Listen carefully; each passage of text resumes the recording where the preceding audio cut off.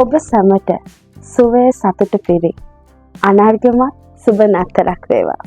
අද දවසේ අපි හැමෝම කතා කරන ජේසුස් ක්‍රිස්තුස් වහන්සේ ගැන ඔන්න අපි අසමු.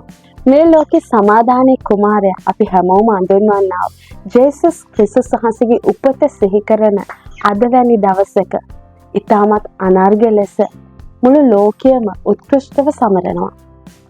ජේසුස් ක්‍රිස්තුස් වහන්සේ මේ ලෝකයේ මැවුම්කරුගේ ඒකජාතක පුත්‍රයා නම් ඔබ හිතන්නේ මොකද?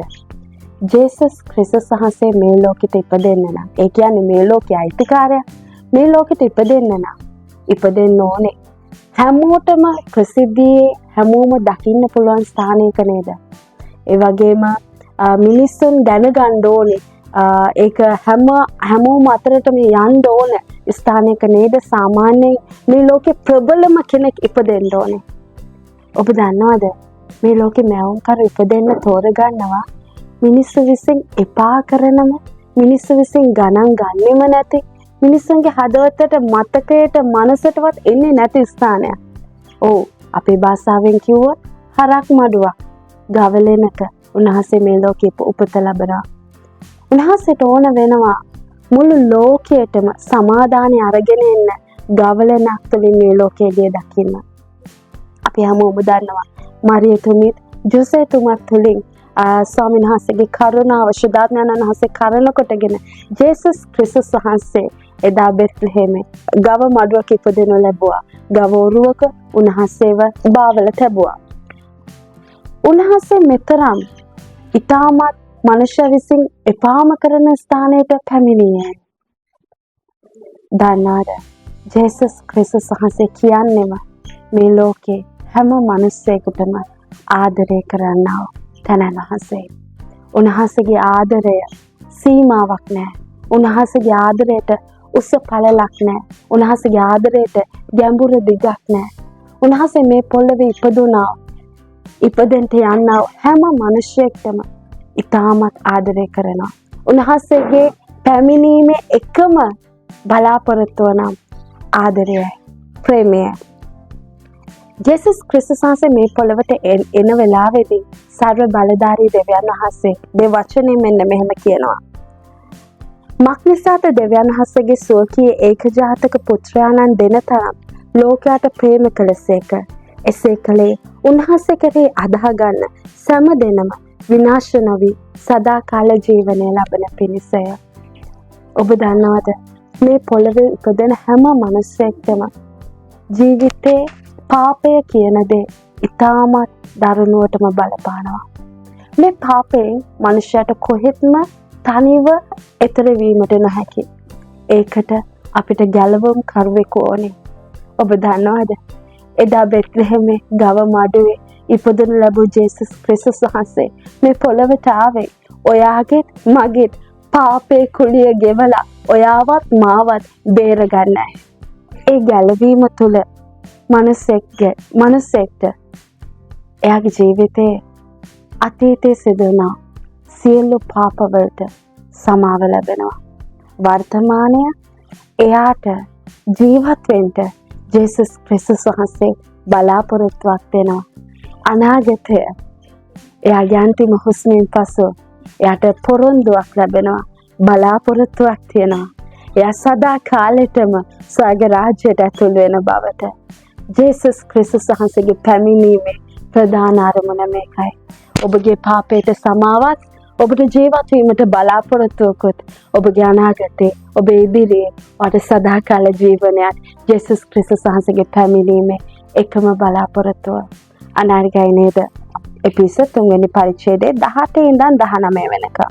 දෙවියන් වහන්සේගේ මුළු සම්පූර්ණකම පූර්ණ වන පිණිස සියලු ශුද්ධවන්තයන් සඳහා ක්‍රිස්තුස් වහන්සේගේ දැනගත නොහැකි ප්‍රේමය දැනගෙන එහි පළලද දිගද උස ගැඹුර වන පිණිසත් උන්වහන්සේගේ මහිමය සම්පූර්ණ වන හැටියටත් නුඹලාට දෙන්නෙමි යාඥා කරමි. ස්වාමීන් වහන්සේගේ ප්‍රේමය මිනිස්සෙකුට අඳුර ගන්නට ස්වාමීන් වහන්සේ අවස්ථාවක් ලැබලා දුන්නා. ක්‍රිස්තුස් වහන්සේගේ පැමිණීම තුළ දෙවියන් වහන්සේ කියන්නේ කවුද? උන්වහන්සේගේ ආදරය කියන්නේ කුමක්ද? මේ පොළවේ මිනිසෙක්ට දෙවියන් වහන්සේව අඳුන්වලා දෙන්න යේසුස් ක්‍රිස්තුස් වහන්සේ මිට අවුරුදු 2000කට ප්‍රථමව පොළවට පැමිණියා. යේසුස් වහන්සේ කියනවා, යේසුස් වහන්සේගේ වචනේ කියනවා උන්වහන්සේගේ ආදරයේ දිග කොච්චරද කියලා පෙන්වන්න. සර්ව බලධාරී දෙවියන් වහන්සේගේ ආදරේ දිග කොච්චරද කියලා පෙන්වන්න. උන්වහන්සේගේ ආදරේ පළල කොච්චරද කියලා පෙන්වන්න. උන්වහන්සේගේ ආදරේ උස කොච්චරද කියලා පෙන්වන්න. උන්වහන්සේගේ ආදරේ ගැඹුර කොච්චරද කියලා පෙන්වන්න. උන්වහන්සේගේ ආදරේ දිග නම් කුමක්ද? ඒක සදාකාලිකයි. උන්වහන්සේගේ ආදරයට සීමාවක් නැහැ. උන්වහන්සේගේ ආදරයට මෙච්චරයි කියලා පෙන්වන්න තරම් අපේ පොළවේ තියෙන මිමි දිග නැහැ. උන්වහන්සේ එතරම් මනුෂ්‍යයට ආදරය කරනවා. මනුෂ්‍යගේ පාපයට එහා ගිය උන්වහන්සේගේ ආදරය නිසා අද මේ පොළවේ මනුෂ්‍යයන් ගැලවීම ලැබෙමින් සිටිනවා. ඒ වගේම උන්වහන්සේගේ ආදරේ පළල. දෙවියන් වහන්සේගේ ආදරේ ඔබ කොච්චර ඈතට ගියත් අද දවසේ මේ වෙලාවේ ඔබ ඉන්නවා ඇති ස්වාමිනී මම ඔයාව අඳුරගෙන හිටිය කාලයක්. නමුත් මං ලැබපු ජීවිතය අත්දැකීම් එක්කලා මගේ උමනාවෙම මම ඔයාව අමතක කරපු තැනක ඉන්න අවස්ථාවල් ඇති. එහෙම නැත්නම් ඔබ අද දවසේ ඔයා ඉන්නවා ඇති. උන්වහන්සේගේ ආදරය විඳලා මේ වෙලාවේ ඔයාට හිතනවා ඇති මට ඔයාව දැනෙන්නේ නැහැ ස්වාමිනේ. මං ඔයාගෙන් ගොඩක් දුරව ඉන්න ස්ථානයක ඉන්නවා ඇති. අපි හැමෝම දකින්න අකීකරු පුත්‍රයාගේ කතාව. ඒ වචනේ කියනවා ඒ අකීකරු පුත්‍රයා යාගේ පියාගෙන් ගොඩාක් දුර රටකට ගියාට පස්සේ එයාට තාත්තා නැති, තාත්තා ළඟ දැනෙන්නේ නැති ඒ වේදනාව එයාට දැනෙනවා. මම ඔයාට සුභාරංචියක් අදාරගෙන එනවා. ඔයා දෙවියන් වහන්සේගේ ආදරෙන් කොච්චර දුර ගියත් මේ පොළවේ ෂෝලේට ගියත් අත යන්න පුළුවන් උපරිම දුරට ගියත් සර්ව බලධාරී දෙවියන් වහන්සේට ආදරේ. දෙවියන් වහන්සේට ආදරේ. උන්වහන්සේගේ ආදරයට දිග සීමාවක් නැහැ. උන්වහන්සේගේ ආදරයට දිග කොච්චරද කියලා කියන්න බෑ. ඒ වගේම උන්වහන්සේගේ ආදරේ ගැඹුර. ජීවිතේ ඔබ වැටෙන්න පුළුවන් අන්තිම ගැඹුරට වැටුණත් සර්ව බලධාරී දෙවියන් වහන්සේට ආදරේ. ඔයාගේ ජීවිතේ ඔයා බලාපොරොත්තු නැති අත්දැකීම් වලින් අද ගමන් කරනවා වෙන්නේ නැtei. ඔයාගේ ජීවිතේ මිනිස්සෙකුට ලැබෙන වේදනාවේ උපරිම ස්ථානයේ ඔයා ඉන්නවා ඇති. ඔයා බොහෝ දේවල් අතහරිනවා මට දැන් ඇති කියන ස්ථානයේ අද දවසේ ඔයා ඉන්නවා ඇති. මට අද සුභාරංචියක් කියන්න තියෙනවා. ඔබ දන්නවද? ජේසුස් ක්‍රිස්තුස් වහන්සේගේ ආදරේ ගැඹුර සීමාවක් නැහැ. ඔයා ඉන්න ස්ථානයේම ජේසුනේ කියලා ඔබ හඬ ගසනවා නම් ස්වාමීන් වහන්සේ මේ දැන් ලෑස්ති ඔයාට උපකාර කරන්න. ජීවිතේ ඔයාගේ ඉරණම වෙනස් කරන්න. උන්වහන්සේගේ ආදරයට ගැඹුරක් නැහැ. ඒකේ ගැඹුරක් නැති ආදරයක්. මම ඔබට මුලින්ම කිව්වා උන්වහන්සේගේ ආදරයට දිගක් නැහැ. උන්වහන්සේගේ ආදරයට පළලක් නැහැ. ඒ වගේම උන්වහන්සේගේ ආදරයට ගැඹුරක් නැහැ. ඒ වගේම අවසාන වචනේ මේ පදේ අවසාන පදේ කියනවා උන්වහන්සේගේ ආදරයට උසක් නැහැ. ඔයාගේ ජීවිතේ ඔයා ලැබුවා, ඔයා ගත්තා සියලු තීරණ දෙස ඔයා හැරිලා බැලුවොත් අයියෝ මම මේ තීරණේ ගත්තේ නැත්තම් සියලු වැරදි තීරණ ඔයා ගත්තා සියලු ඔයාගේ වැරදි අත්දැකීම් වල ඔයා විසින්ම ඔයා කොච්චර දේවල් වලට අත තිබුවද? අත තිබ්බද? ඒ දේවල් වලින් කොච්චර ඈතට යනවා තීරණය කරාද? ඔයා අද වෙනකොට හිතන්න පුළුවන් අයියෝ මම කොච්චර මෝඩ වුණාද? සමහරක් අය කියනවා මට ආයේ අතීතයට යන්න පුළුවන් වුණා නම් මට වැරදුන තැන් ටික හදන්න පුළුවන් කියලා. ඔබ දන්නවද සර්ව බලධාරී දෙවියන් වහන්සේගේ ආදරයට උස සීමාවක් නැහැ. උන්වහන්සේ ඕනම උසක ඉඳන් ඔයා ගත්ත සියලු වැරදි තීරණ වලට සමාව දෙන්න ලෑස්ති. උන්වහන්සේ ආයෙත් ඔයාගේ ජීවිතය ආරම්භ කරවන්නට උන්වහන්සේ ලෑස්ති. අලුත් ආරම්භයක් ඔයාගේ ජීවිතයට දෙන්න ලෑස්ති උන්වහන්සේ. ජේසුස් ක්‍රිස්තුස් වහන්සේ මේ පොළවට සමාදානය අරගෙන ආවා කියන්නේ මේකටයි. උන්වහන්සේගේ ආදරයට උස සීමාවක් නැහැ. පළල සීමාවක් නැහැ. ගැඹුරු සීමාවක් නැහැ. උන්වහන්සේගේ ආදරයට දිග සීමාවක් නැහැ.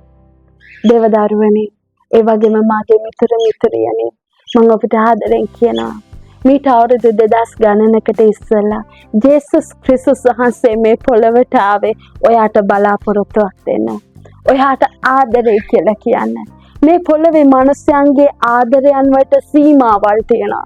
ඔයා මේ දේ කරොත් මම ඔයාට ආදරේ. ඔයා මේ දේ කරොත් මම ඔයාට ආදරේ. ඔයා හොඳින් හිටියොත් මම ඔයාට ආදරේ. එහෙම නැත්නම් ඔයා මට මේ දේවල් අරන් දුන්නොත් මම ඔයාට ආදරේ. හැබැයි ඒව කරන්න ඔයාට බැරි වුණොත් මම ඔයාට ආදරේ නැහැ. මම ඔයාව ගණන් ගන්නෙ නැහැ. විවාහයන් වලදී ඒ අවශ්‍ය දේවල් සම්පූර්ණ කරන්න බැරි වුණොත් එහෙම කොච්චර හදවත වේදනාවක් දැනෙන අත්දැකීම් වලට ඔබ යනවද? එහෙම නැත්නම් මිතුරන් සම්බන්ධතාව, සහෝදර සම්බන්ධතාවයන් මේ තැන් වලින් ගමන් කරනකොට මිනිසෙක්ට පුළුවන් ද කිසිම සීමාවක් නැතුව ඔබ යහපත කරත් අයහපත කරත් ඔයාට මං ආදරේ කියන ආදරයක් දෙන්න මනුෂ්‍යයට පුළුවන්ද? නෑ. එහෙම දෙන්න පුළුවන් එකම කෙනෙක් නම් ඒ තමයි ජේසුස් ක්‍රිස්තුස් වහන්සේ. උන්වහන්සේ අද දවසේ ලෑස්ති ඔයාට බලාපොරොත්තුවක් දෙන්න. උන්වහන්සේ ඔබට ආදරය කරනවා. මේ පොළවට මේ අවුරුදු 2000 ගණනකට ප්‍රථමව ජේසුස් ක්‍රිස්තුස් වහන්සේ මේ පොළවට ආවේ. ඔයාටත් මටත් ආදරේ කුමක්ද කියලා තේරුම් කළ දෙන්න. ඒ ආදරේ දෙන්න පුළුවන් එකම කෙනා උන්වහන්සේ විතරක් බව ඔයාටත් මටත් තේරුම් කළ දෙන්න. අද දවසේ ඔබ පරක්කු නැහැ. මේ වෙලාවේ ඔබ පරක්කු නැහැ. මේ ලෝකයට අවසාමයේ කුමාරයා නම් ජේසුස් ක්‍රිස්තුස් වහන්සේ මේ වෙලාවේ ලෑස්ති ඔබගේ ජීවිතයට අතගසන්න. ඔබ මේ වෙලාවේ ඉන්න ස්ථානයේ සිට කියනවා නම් ස්වාමිනී මා තුළට වඩින්න. මට ඔබත් සමග නැවත එකතු වෙන්න, සම්බන්ධ වෙන්න. මට ඔබත් සමග ආදරෙන් වෙලෙන්න අවස්ථාවක් දෙන්න. ඒකට ඔයාගේ ආගම බාධාවක් නැහැ. ඒකට ඔයාගේ ජාතිය බාධාවක් නැහැ. ඒකට ඔයා මොන වගේ පුද්ගලයෙක්ද කියන එක බාධාවක් නැහැ. දන්නවද? ඔයා මේ වෙලාවේ මොන ස්ථානයේ මොන විදිහට හිටියත් ජේසුස් ක්‍රිස්තුස් වහන්සේ ඔයාට ආදරේ. උන්වහන්සේ ජීවමානයි. උන්වහන්සේ ආදිහා බලාගෙනයි සිටින්නේ. ක්‍රිස්තු ධර්මය කියන්නේ ආගමක් නෙවෙයි. ක්‍රිස්තු ධර්මය කියන්නේ ආදර බැඳීමක්. ඒ ආදරවන්තයාගේ නම ජේසුස් ක්‍රිස්තුස් වහන්සේ. ඔබට ජේසු පිහිටයි.